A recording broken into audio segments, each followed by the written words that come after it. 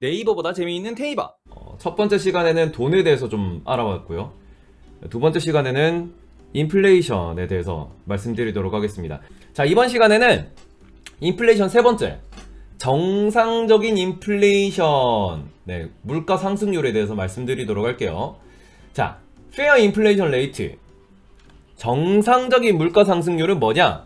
2에서 4%의 안정적인 물가 상승을 우리가 물가 상승의 정상 범위라고 얘기했습니다. 이건 제가 얘기하는 게 아니고 이거는 한국은행 혹은 미국 혹은 일본 중앙은행에서 공식적으로 얘기하는 그 수치입니다. 일본에서는 아베노믹스를 하는 이유가 물가 상승률을 2% 이상으로 올리기 위해서 하고 있다고 얘기했고, 우리나라 같은 경우에도 물가 상승률 목표치가 3% 플러스 마이너스라고 발표를 해요. 그 다음에 미국에서 중앙은행의 역할을 하고 있는 미 연준에서도 얘기하는 게 2% 이하로 자꾸 떨어지고 있어가지고 시장에 돈을 더 풀겠다 라는 식의 그런 시그널들을 계속 발표를 하고 있어요. 자, 그러면 왜 도대체 2에서 4%씩 성장하는 걸 보고 안정적인 물가 상승이라고 하는 것일까? 자, 매년 10%씩 오른다고 가정을 해봅시다. 요만했던 금이 요렇게 커지고 요렇게 커지는 거예요. 매년 10%씩 커지면 이게 우리가 상상하는 것보다 엄청나게 커져요. 자, 봅시다. 지금 2020년에 버스 요금이 1,500원이에요. 그러면 물가 상승률이 매년 10%라고 치면 내년에는 1,650원일 거고, 그러면 2023년 3년이 지나면 이게 얼마가 되느냐?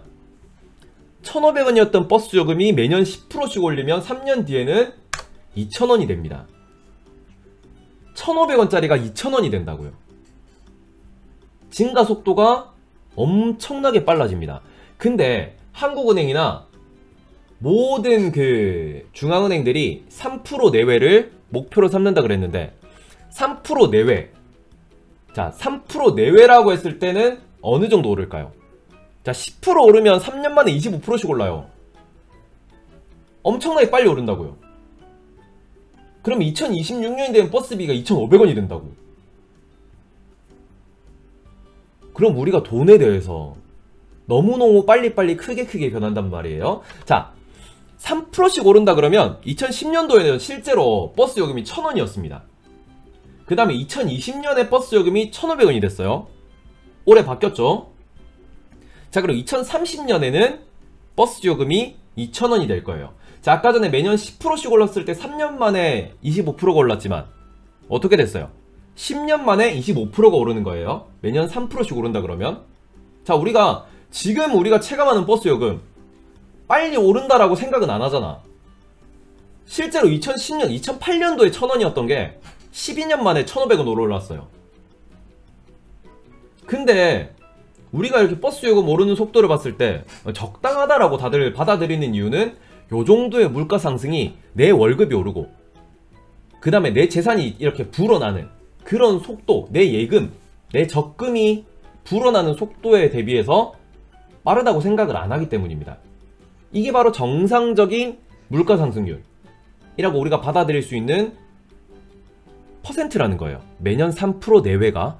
자, 그럼 보겠습니다. 실제로 우리나라에서 유통되고 있는 돈의 증가 속도입니다. 자, 우리나라에서 기획재정부 발표 자료인데요. 기획재정부에서 2010년대에 2,000조에서 2,100조 정도 시장에 돌고 있던 돈이 2018년 기준으로 약 3,800조 정도, 거의 한 2배 된 거예요. 10년 동안. 이렇게 통화량이 점점 증가했다라고 얘기를 합니다.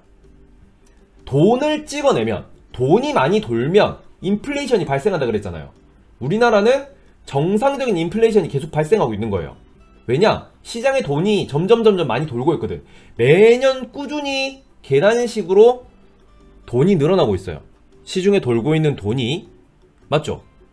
자, 그러면 돈이 많이 돌면 어떻게 된다? 통화 가치가 떨어져요. 통화 가치가 떨어지면 상품에 대한 가치가 올라가고, 그게 인플레이션이라고 얘기했습니다. 근데 도대체 왜 통화량이 자꾸 이렇게 늘어나는 거예요? 뭐 했는데? 한국은행에서 돈을 이렇게 많이 찍어냈어? 그건 아니거든요. 한국은행에서 돈을 찍어내는 액수는 이렇게 조 단위가 아니에요. 조 단위로 찍어낸다 그래도 몇 조밖에 안 찍어놔요. 몇백 조씩 안 늘어나. 자, 그럼 도대체 왜 이렇게 늘어나느냐?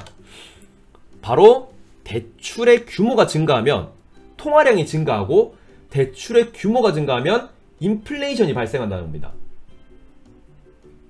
요즘에 우리 갭투자 얘기 많이 듣잖아요. 갭투자가 뭐예요? 대출 내서 아파트 사서 그 산 아파트 가지고 또 담보대출 받고, 그러면서 시세 오르면 팔고, 대출금 갚고, 시세 오른 만큼 내가 그냥 좀 먹고, 이게 갭투자거든요. 쟤는 갭투자, 대출을 근본적으로 끼고 있는 그런 투자 활동, 이런 활동이 많아지면 많아질수록 대출 규모가 증가합니다. 자, 우리나라가 사랑하고 전세계가 사랑하고 저도 사랑하는 삼성을 예로 한번 들어보겠습니다. 우리나라에서 1등 기업이죠. 삼성이라는 것은 우리나라 1등 기업인데 2000년대 스마트폰이 튀어나오고 난 뒤부터 엄청나게 증가하고 있습니다. 계속 증가하고, 얘네들 매출은 계속 늘어나고 있어요. 자, 그러면 삼성이 사업을 하려면 어떻게 해요? 돈이 필요하지. 공장을 새로 지어야 되잖아요. 자, 삼성에서 공장 새로 짓는데 삼성 돈 때려박을까? 아니에요. 은행에서 대출 내지. 삼성에서 돈? 그거는 원자재 사야지. 유통시켜야죠. 월급 줘야죠. 월급은 은행에서 대출로 못 주거든. 공장은 대출로 지으면 돼. 그럼 공장을 늘릴 때마다, 기계를 살 때마다 대출금이 계속 늘어납니다. 그 대출이 늘어나면 어떻게 된다? 인플레이션이 발생하더라. 자, 그러면 실제 데이터를 제가 보여드릴게요. 자, 2001년도부터 2001, 2, 3, 4, 5, 6, 7, 8, 9, 10. 아니네, 2009년도부터네? 2009년도부터 2019년도까지. 10년인가? 이게 바로 총 자산과 총 부채, 재무제표예요. 아, 너무 어려워. 네. 너무 어려워요. 자, 그래프로 봅시다. 삼성전자에서 총 부채가 증가한 규모입니다. 조 단위예요. 2010년도에 40조에서 50조 정도. 네, 실제로는 47조가 그래요. 근데 2018년도 기준으로 92조인가 그래요. 2배 늘었죠. 이게 뭐냐면, 이거를 어렵게 생각하지 말고 정말 간단하게 생각해 봅시다. 삼성전자가 사업이 잘 돼. 그럼 뭐야? 은행이 돈을 더 빌려줘. 맞죠? 그럼 뭐예요? 시중에 유통되는 돈의 양, 삼성전자가 빌리고 쓰는 돈의 양이 늘어났잖아. 그러면 시중에 유통되는 돈의 양이 늘어났어요. 이 효과는 뭐냐면 한국은행에서 돈을 찍어낸 거랑 똑같은 효과를 낸다는 겁니다. 그 돈 가지고 월급 주고, 월급 받은 사람이 또 돈을 쓰고, 그 사람들이 또 은행에다가 예금을 하고, 은행은 그 돈으로 또 대출해주고, 계속 돈이 돈다는 거예요. 기업에서 대출을 하고, 그 돈이 시장에서 돌고, 그게 반복되면 반복될수록 돈은 점점 많이 풀리니까 자연스럽게 인플레이션이 발생한다라는 겁니다. 자, 이렇게 되어 있고요. 그러면 삼성만, 기업만 이렇게 대출을 하느냐? 아니죠. 이게 뭐냐면 이거는 가계대출 증가예요. 말 그대로 내가 집을 사기 위해서, 내가 대학교를 가서 학비를 대기 위해서, 아니면 내가 자동차를 사기 위해서 대출을 내는 것들이 2010년도부터 꾸준하게 이것도 마찬가지로 증가하고 있습니다. 이렇게 증가하는 거예요. 요게 뭐다? 경기가 잘 돌아가고 있다. 돈이 잘 돌고 있다. 네. 이래가지고 우리가 대출받아서 집 샀죠. 우리가 대출받아서 차 샀죠.